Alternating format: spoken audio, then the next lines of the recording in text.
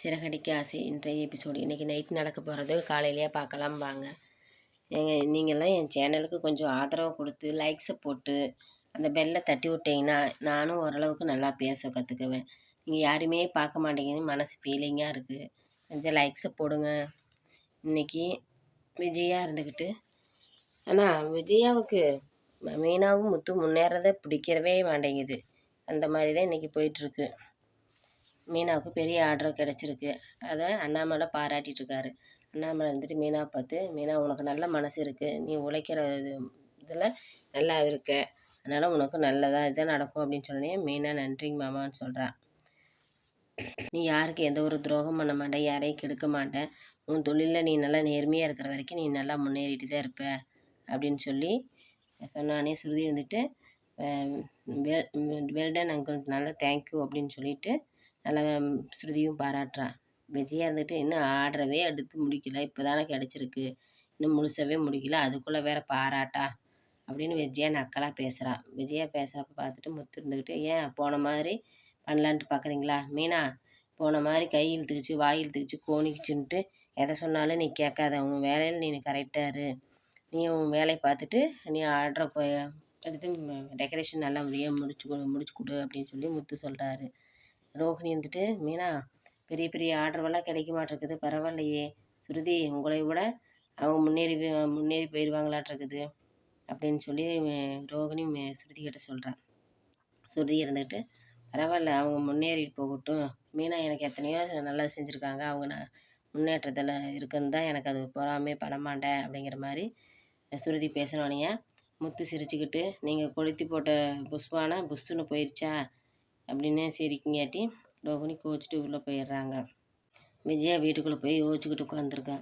Phone வருது. Chintamani phone பண்ணி சொல்லுங்கள் நல்லா இருக்கிறீங்களான்ட்டு பேசிகிட்டு இருக்கிறப்ப அவளுக்கு பெரிய ஆர்டர்வெல்லாம் கிடச்சிருக்காம 2 லட்ச ரூபாயாம, அதை முடித்தா ஒரு 50,000 ரூபாய் லாபம் கிடைக்குன்னு வேற பேசிக்கிட்டு சந்தோஷமாக இருக்கிறா அப்படின்னு சொல்லி சொல்கிறப்ப, ஆமாம் அவளுக்கு கிடச்சிருக்கு அப்படின்னு, ஏன் இது உங்களுக்கு கிடைக்கலையே அப்படிங்காட்டி, இல்லை எனக்கு கிடைச்ச ஆர்டர் தான், இந்த இங்கே இருக்கிற எல்லா மண்டபத்துலேயும் எனக்கு தான் ஆர்டர் தருவாங்க, நான் தான் அவளுக்கு கொடுத்துருக்குறேன், இதில் ஒரு உள்குத்து இருக்குது, அவன் முழுசாக முடிக்க போகிறாளான்னு பாருங்கள், என்ன நடக்க போகிறதுன்னு பின்னாடி பாருங்கள் அப்படின்ட்டு. அவள் டெக்கரேஷன் பேர் என்ன வச்சுருக்காரா, மீனா ஃப்ளவர் மிர்ஜா அப்படின்னு என்னமோ வச்சுருக்கா அப்படின்ட்டு. ஆமாம் அந்த ஃப்ளவர் மிர்ஜு இனிமேல் காலிஃப்ளவர் ஆயிரு, இந்த ஆர்டரோட லாஸ்ட் அவ்வளோதான், இனிமேல் காலிஃப்ளவர் வாங்கி உங்களுக்கு செஞ்சு கொடுத்துட்ருக்க வேண்டியதா அப்படின்ட்டு சிந்தாமணி நக்கலாக பேசிட்டு 2 பேர் இருக்காங்க. சரி நான் வச்சிட்றேன் அப்படின்னு சொல்லி சிந்தாமணி ஃபோனை வைக்கிறான். என்ன நடக்குன்னு தெரியல அப்படின்ட்டு விஜய் யோசிச்சுட்ருக்கிறான். முத்து இருந்துக்கிட்டு மீனா சமையல் கட்டில் இருக்கிறத பார்த்துட்டு போய் சந்தோஷமாக கட்டி பிடிச்சிட்டு சந்தோஷப்படுறான். அப்படி பரவாயில்ல மீனா நல்லா இருக்க, சந்தோஷமாக இருக்குது, எனக்கு எதாவது ஸ்வீட் கொடு அப்படின்ட்டு. நான் தான் ஸ்வீட் செய்யறேன்ல, உங்களுக்கு செஞ்சு எல்லாத்துக்கும் செஞ்சு தரேன் அப்படின்னு சொல்லி சொல்கிறப்ப, இல்லை மீனா எனக்கு தனியாக ஸ்வீட் கொடு அப்படின்னு சொல்லி கேட்குறாரு. நீங்கள் போங்கன்னு சொல்லி மீனா தள்ளி விட்டுறா. மீனா முத்து வந்து திரும்ப கட்டி பிடிச்சிட்டு கிளம்பிடுறா. அப்படி விஜயா மார்க்கெட்டுக்கு போயிட்டு காலிஃப்ளவர் வாங்கிட்டு வந்து மீனா கிட்ட, மீனா இந்தா இதை போய் எப்படி செய்வியோ பதமாக பார்த்து செஞ்சு கொடு, காலிஃப்ளவர் நல்லா ஃப்ரெஷ்ஷாக இருந்துச்சுன்ட்டு வாங்கிட்டு வந்தேன் அப்படின்னு சொல்லிட்டு கொடுத்துட்டு உள்ளே போகிறப்ப, இனிமேல் இந்த காலிஃப்ளவர் தான் நீ சமைச்சிட்ருக்கணும், உனக்கு இதோட அவ்வளோதான் அப்படின்னு மனசில் நினச்சிட்டு போகிறா. பரசு மாமா வராரு. அண்ணாமலை அப்படின்ட்டு, வா பரசு வந்து உட்காரு அப்படிங்கிறப்ப மீனாவை கூப்பிட்டு, இந்தா மீனா இதில் கறி இருக்குது, இது பிடிச்சிக்கோ அப்படின்னு சொல்லி பேசிகிட்டு இருக்கிறப்ப, என்னது அப்படின்னு சொல்லி கேட்குறப்ப, சமந்தி வீடு தாய் மாமா இருக்கார்ல, அவர் கறிக்கடை வச்சுருக்காருன்னு சொன்னால, எனக்கு நான் கல்யாண பேச்சு பேசுகிறப்ப 4 கிலோ கறி கொண்டு வந்தார், அதை கொண்டு வந்து நான் எனக்கு 2 கிலோ எடுத்துக்கிட்டு உங்களுக்கு 2 கிலோ கொண்டு வந்தேன் அப்படின்னு சொல்லி பேசிகிட்டு இருக்கிறப்ப, அண்ணாமலை வந்துட்டு கல்யாணத்துக்கெல்லாம் பணமெல்லாம் ரெடி பண்ணிட்டியா அப்படின்ட்டு, ரெடி பண்ணிட்டேன் அப்படின்னு சொல்லி சொல்கிறப்ப, என்னமோ ஒரு மாதிரியாக பேசுகிற அப்படிங்கிறப்ப, ஆமாம்மா முத்து மீனாவும் பாதி செலவை குறைச்சிட்டாங்க, அதனால செலவுக்கெல்லாம் கரெக்டாக இருக்குது, இல்லை நீ இக்கானா வச்சு பேசுகிறப்ப என்னமோ இருக்குது, என்னன்னு சொல்லு, நீ எல்லாம் எனக்கு மனோஜ் படிக்கிறப்பவே எவ்வளோ உதவி செஞ்சுருக்க, நான் செய்ய மாட்டேனா, பணம் தேவைப்பட்டா என்கிட்ட கேளு, தயங்காமல் கேளு அப்படின்னு சொல்லி சொல்கிறப்ப, விஜயா இருந்துக்கிட்டு குறுக்கு பேசுகிறாங்க. நீ உங்கள்கிட்ட நான் ஏதாச்சும் கேட்டேனா, நீ கம்முனு பேசாமல் இரு அப்படின்னு சொல்கிறப்ப முத்துவும் மாமா எதாக இருந்தாலும் தயங்காமல் கேளுங்க, நானும் மீனா எல்லாமே செய்கிறோம், என்கிட்ட கொஞ்சம் சேர்த்து வச்ச பணம் இருக்குது தர்றேன் அப்படின்னு சொல்லி சொல்கிறப்ப சரி கேட்குறேன், 1,00,000 துண்டு விழுவுற மாதிரி இருக்குது அப்படின்னு சொன்னோன்னே சரி அப்பா இந்த 2 கிலோ கறியை கொடுத்துட்டு 1,00,000 இப்போ வாங்கிட்டு போகிறேன் அப்படியாயா, இந்த ஆள் எவ்வளோ பெரிய மனசு அப்படின்னு சொல்லிட்டு விஜயா மனசுக்குள்ளே திட்டிகிட்டு இருக்கிறான்.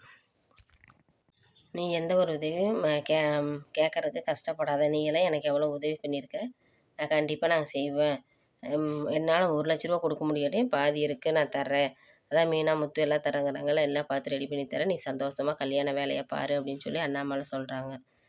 சரின்ட்டு அதோட அப்புறம் வந்து நான் கிளம்புறேன் அப்படின்ட்டு கிளம்பி போகிறாங்க.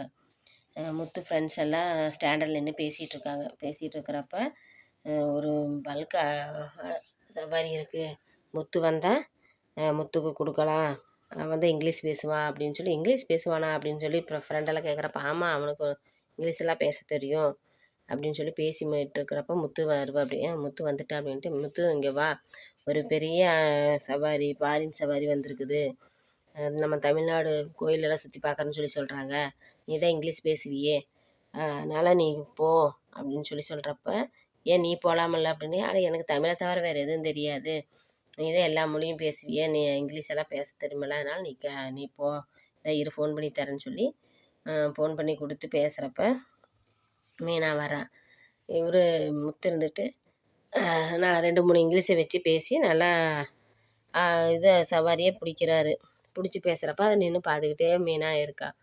சரி ஓரளவுக்கு பரவாயில்லையே நல்லா இங்கிலீஷ் பேசுகிறாரு அப்படின்னு சொல்லிட்டு பார்த்துட்டு இருந்துட்டு எவ்வளோ சவாரிக்கு எவ்வளோ அமௌண்ட்டு அப்படின்னு சொல்லி சொல்கிறப்ப இன்னும் ஃப்ரெண்டை கேட்குறேன் எவ்வளோ வாங்குறது அப்படின்னு சொல்லி, அப்படி இப்படின்னு கணக்கு போட்டு 60,000 வாங்கலாம் அப்படின்னு சொன்னாங்கப்போ 60,000 தரேன், 60,000 கொடுங்கன்னு சொல்லி கேட்டுட்டு நல்ல ஹோட்டல் 5 ஸ்டார் 3 ஸ்டாருங்கிற மாதிரி நல்ல ஹோட்டலு எல்லாமே நான் அரேஞ்ச் பண்ணி தரேன், ஒன்றும் கவலைப்படாதீங்க நீங்கள் வாங்க அப்படின்ட்டு நல்லா இங்கிலீஷில் பேசிட்டு ஃபோனை வச்சிட்றாங்க. ஃபோனை வச்சாலும் மீனா பார்த்துட்டு, மீனா பெரிய சவாரி ஒன்று பல்க் ஆர்டராக கிடச்சிருக்கு எனக்குன்னு, நான் 1 வாரம் ஆகும் நான் சவாரி போகிறேன் அப்படிங்கிறப்ப ஏங்க இவ்வளோ அழகாக இங்கிலீஷ் பேசுகிறீங்களே, நீங்கள் நல்லா படிச்சிருந்தீங்கன்னா நல்லா பெரிய ஆள் ஆகிருக்கலாமே அப்படின்னு சொல்லி மீனா சொல்கிறேன். ஆமாம் பெரிய ஆள் ஆகிருந்துருக்கலாம் தான், ஓரளவு படிக்குங்காட்டி தானே உன்னை நான் கல்யாணம் பண்ணேன், நான் பெரிய ஆளாக நல்லா படிச்சிருந்தேன்னா உன்னை கல்யாணம் பண்ணியிருக்க முடியாது, அதனால எனக்கு இந்த படிப்பே போதும் அப்படின்னு சொல்லி முத்து சொல்கிறான்.